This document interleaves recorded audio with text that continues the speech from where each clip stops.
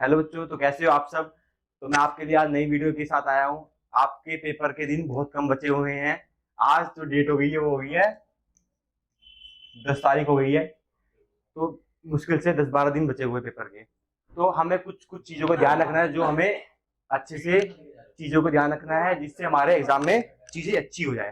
तो पहली चीज बच्चों, जितना तुमने पढ़ रखा है वही चीज ध्यान रखो, सिर्फ रिविजन करो। रिविजन करने का मतलब ये है रिवीजन करने का मतलब ये है, ये वीडियो क्लास 10th और 12th दोनों के लिए है। तो रिवीजन करने का मतलब ये है, जैसे मैथ साइंस की हम बात कर लेते हैं। मैथ में सारे फॉर्मूले रिवाइज करने हैं, क्वेश्चन रिवाइज मत करना। क्वेश्चन रिवाइज करने का मतलब ये है कि जिन चीजें भूलोगे, भूलने का मतलब ये कि क्वेश्चन चीजें रिपीट नहीं होती, तो अगर रिवाइज करनी है तो प्रीवियस ईयर क्वेश्चन रिवाइज करना, बुक के क्वेश्चन रिवाइज मत करना। क्लियर है बात। और साइंस की बात करते हैं हम। साइंस में जैसे कि हमने देखा है, फिजिक्स, केमिस्ट्री और बायो है। बायो में जो डायग्राम्स है, डायग्राम्स अच्छे से करके ला रहे हैं। डायग्राम्स में आउटलाइन बहुत अच्छे से करके जानी है, उसके ही नंबर मिलते हैं। एग्जामिनर खुश हो जाएगा अगर तुम आउटलाइन करके जाओगे कि क्या क्या नेमिंग है। जैसे हमने रिप्रोडक्टिव सिस्टम का बात करते हैं, हम बात करते हैं ह्यूमन हार्ट का। ह्यूमन हार्ट में जैसे डबल सर्कुलेशन की बात करते हैं, तो वो चीजें अच्छे से आउटलाइन करके जानी है कि बहने का क्या होता है। तो ये चीजें तुम्हें ध्यान रखनी है। मैथ्स में सेम ये चीज करनी है, फॉर्मूला रिवाइज करके जाने हैं। और उसके बाद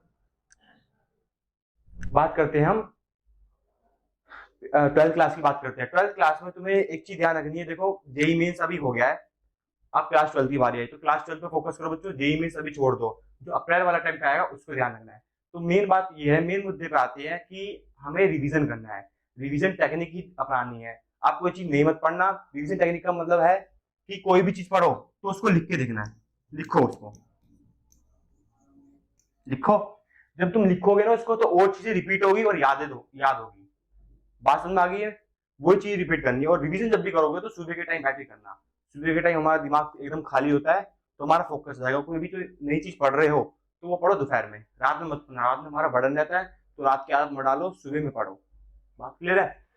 अगर हम बात करते हैं प्रीवियस ईयर क्वेश्चन की, तो अभी सिर्फ प्रीवियस ईयर क्वेश्चन लगाओ और साथ में सैंपल पेपर लगाओ। सैंपल पेपर लगाना इसलिए जरूरी है, हमें पता लग जाएगा हमारे मार्क्स कितने आ रहे हैं, स्कोर कितना आ रहा है। क्योंकि देखो, सैंपल पेपर तो हर कोई लगाता है। सैंपल पेपर तो हर कोई लगाता है, लेकिन एनालिसिस कोई नहीं करता। तो हमें एनालिसिस करना है, क्वेश्चन पेपर का हमें एनालिसिस करना है। एनालिसिस कैसे करेंगे, जैसे मैंने मान लो मेरा एक क्वेश्चन था केमिस्ट्री में, मेरा एक क्वेश्चन था कि कन्वर्जन था। कन्वर्जन मान लिया मैंने, मान लिया जो डाइजोनियम सोल्ट था। दोनों का एग्जांपल लूंगा बच्चों। डाइजोनियम सोल्ट था। डाइजोनियम सोल्ट की मुझे रिएक्शन नहीं आई। डाइजोनियम सोल्ट की रिएक्शन मेरे को नहीं आई। तो तुम्हें क्या करना है, जब पेपर कर लोगे उसके बाद, ठीक उसी के बाद तुम्हें डाइजोनियम सोल्ट पूरा देखना है। रिएक्शन पूरा देख लो, अच्छे से उसको लिख लो। तो जब जब तुम सेकंड पेपर करोगे तो तुम्हारी वो गलती नहीं होगी। मेरी बात क्लियर आ रही है। तो वो गलती नहीं होगी। फिर जब तुम सेकंड पेपर करोगे तो फिर कोई और गलती निकलेगी, उसको सुधारो, फिर उसको ठीक करो, फिर कुछ और लगेगी। एक टाइम ऐसा आएगा पेपर के कि तुम्हारी कोई भी गलती नहीं होगी और तुम्हारे मार्क्स भी अच्छे आएंगे। बात क्लियर है। अगर हम बात करते हैं 10th क्लास की बात करते हैं, तो 10th में भी कोई भी क्वेश्चन आ गया, जैसे ओम्स लॉ पे आ गया, कॉम्बिनेशन पे क्वेश्चन आ गया, तो उस चीज में तुम्हें क्या करना है। कॉम्बिनेशन पे क्वेश्चन आ गया, समझ गए, हाँ भाई मेरे को कॉम्बिनेशन में दिक्कत आ रही है, तो उसकी न्यूमेरिकल की प्रैक्टिस करो। तो उसका एनालिसिस जरूर करो। क्या करो, एनालिसिस। सैंपल पेपर का एनालिसिस करो। कोई इस टाइम हर कोई बच्चा सैंपल पेपर करता है, एनालिसिस कोई नहीं करता है। सोचेगा कि मेरे को 15 सैंपल पेपर करने हैं, 15 करेगा, एनालिसिस नहीं करेगा। फिर वो क्या होगा, सेम गलती सेम मिस्टेक बार बार करेगा।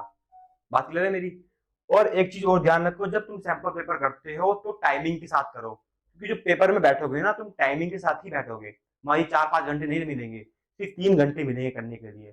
तो 3 घंटे को अच्छे से मैनेज करके कि मेरे को भाई 1 मार्कर, जैसे एमसीक्यू आएंगे तुम्हारे, कि 1 मार्कर में हमें 30 मिनट देने हैं मेरे को। बात क्लियर है बिल्कुल। 30 मिनट देने हैं। फिर मेरी जो बात आएगी वो किसकी आएगी, 2 मार्कर की आएगी। 2 मार्कर में मेरे को देने जैसे 30 मिनट्स में देने हैं। 3 मार्क्स मेरे को देने हैं, 40 मिनट्स देने हैं। तो इस चीजों से सेक्शन वाइज तुम्हें इसको क्या करना है, मेंटेन करके रखना है। जिससे अगर तुम एग्जाम में बैठो तो सोचो कि मैं पहली बार एग्जाम नहीं दे रहा हूँ, 10th क्लास के लिए कह रहा हूँ खासकर, क्योंकि 12th वाले बच्चों दे देते हैं। 12th वाले 10th वाला दे के आते हैं, तभी 12th में आते हैं तो एग्जाम देते हैं। बट जो 10th वाले होते हैं वो न्यू होता है, उनकी सारी चीजें नई होती है। तो चलिए अभी से प्रैक्टिस करो कि मेरे को 30 मिनट इसको देनी है। सेक्शन वाइज टाइमिंग को भी डिवाइड करो। जब सेक्शन वाइज तुम टाइमिंग को डिवाइड करोगे ना, सेक्शन वाइज जब तुम टाइमिंग को डिवाइड करना, सेक्शन वाइज टाइमिंग को डिवाइड करना, ठीक है। तो सेक्शन वाइज टाइमिंग को डिवाइड करके अच्छे से जैसे जैसे अटेम्प्ट करना है उस हिसाब से अटेम्प्ट करना है, कोई भी दिक्कत नहीं होनी चाहिए। जब तुम अटेम्प्ट कर लो तो पेपर को एकदम अच्छे से लिखना है। अभी से प्रैक्टिस कर लो, आंसर शीट ले लो कोई, जैसे स्कूल में मिलता है हमें ऐसे आंसर शीट ले लो, उसमें लिखने की प्रैक्टिस करो। क्योंकि देखो या तो तुम्हें जो एग्जामिनर होगा वो क्या देखेगा, वो तुम्हें नहीं देखेगा, तुम्हारे रोल नंबर को नहीं देखेगा, वो देखेगा सिर्फ तुम्हारी आंसर शीट को, कि तुम आंसर शीट में कितना लिख कर आए हो। तुम्हारी आंसर शीट होगी उसके सामने, तुम नहीं होगे, जो भी तुम्हारी आइडेंटिटी वो तुम्हारी आंसर शीट बता रही है।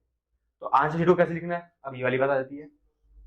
आंसर शीट को लिखने के लिए हमेशा तुम्हें ध्यान रखना है, एक पॉइंट का ध्यान रखना है, जब भी लिखोगे तो पहले तो सारी चीज लाइन छोड़ के लिखनी है, वर्ड छोड़ छोड़ के लिखना है, और अच्छी राइटिंग में लिखनी है। अच्छी राइटिंग का मतलब क्या, एक एक स्पेस देके अच्छे से क्वेश्चंस को लिख के तरीके से डायग्राम बना के इस तरह से तुम्हें आंसर शीट को रिप्रेजेंट करना है।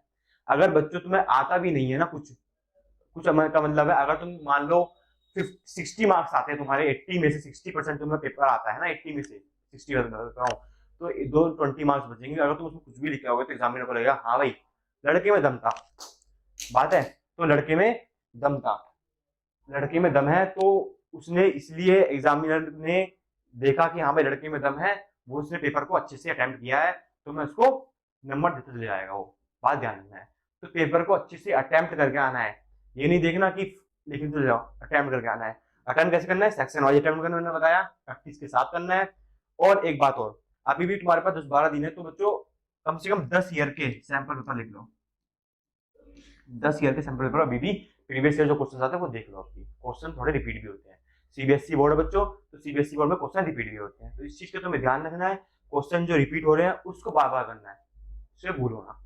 क्योंकि क्वेश्चन रिपीट होने का मतलब क्या है, तो क्वेश्चन रिपीट होने का मतलब क्वेश्चन रिपीट होना नहीं है, वो कंसेप्ट रिपीट हो रहा है, कॉन्सेप्ट रिपीट हो रहा है बच्चों। ये वीडियो को हर जितना हो सके उतना फैलाओ, क्योंकि ये वीडियो मैं आपके लिए बहुत इंपॉर्टेंट लेकर आया हूँ, कि जिसमें बच्चों को बहुत बच्चे याद कर लेते हैं बट एग्जाम में बहुत प्रॉब्लम होती है, तो इसलिए मैं इस वीडियो को आपके सामने लेकर आया हूँ। तो कंसेप्ट को रिपीट करना है, बात समझ आ गई। अब बच्चों में क्या रहता है, प्रेशर रहता है, कॉन्फिडेंस लो है, विल पावर नहीं है, सर मैं भूल जाता हूँ, सर मुझे याद नहीं आता है। तो एक चीज और बच्चों, 10 मिनट अपना बैठ के पेपर से स्टडी प्लान के पहले मेडिटेशन करने बैठो।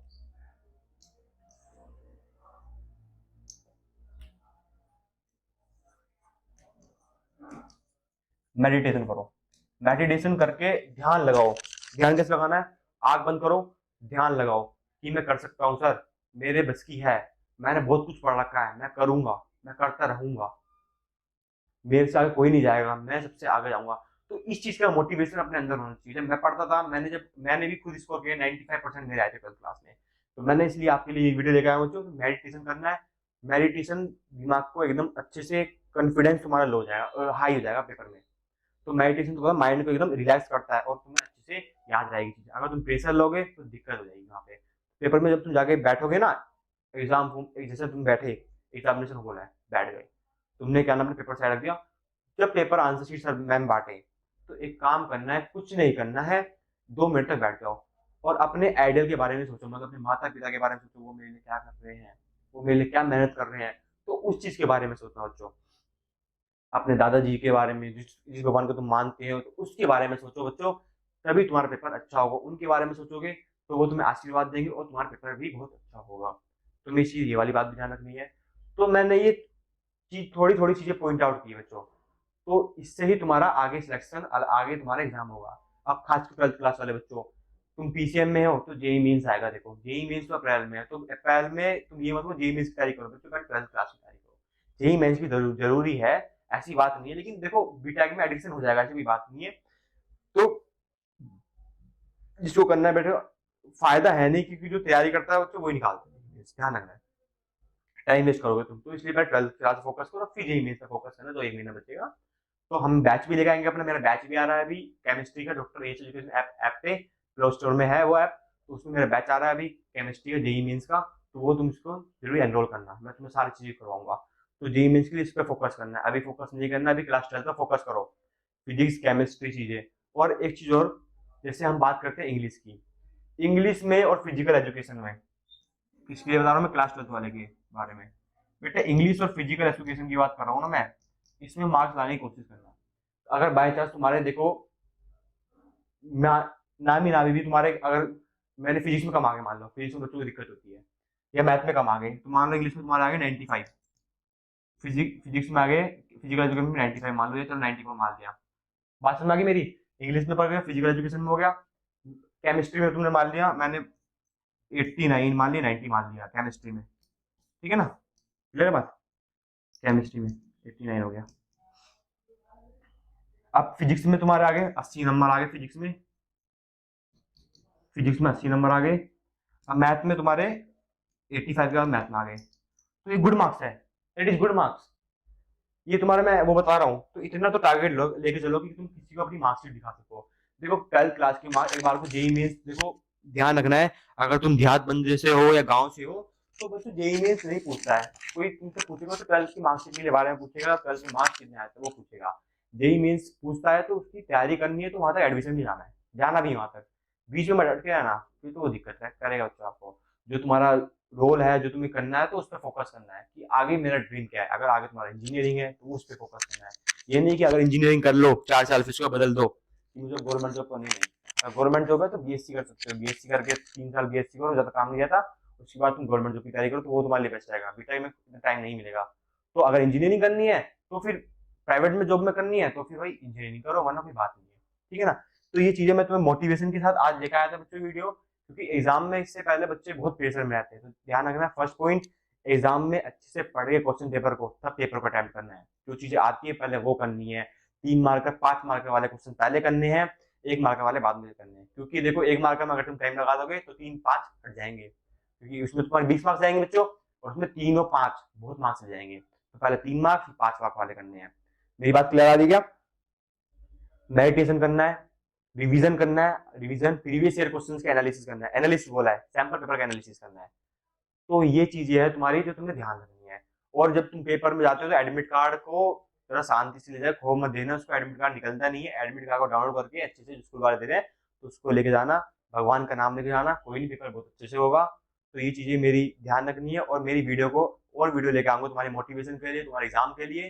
तो मेरे चैनल को लाइक और सब्सक्राइब करना ना भूले, डॉक्टर एस एजुकेशन आपको लाइक एंड सब्सक्राइब करना ना भूले, और उसको सपोर्ट करते रहें।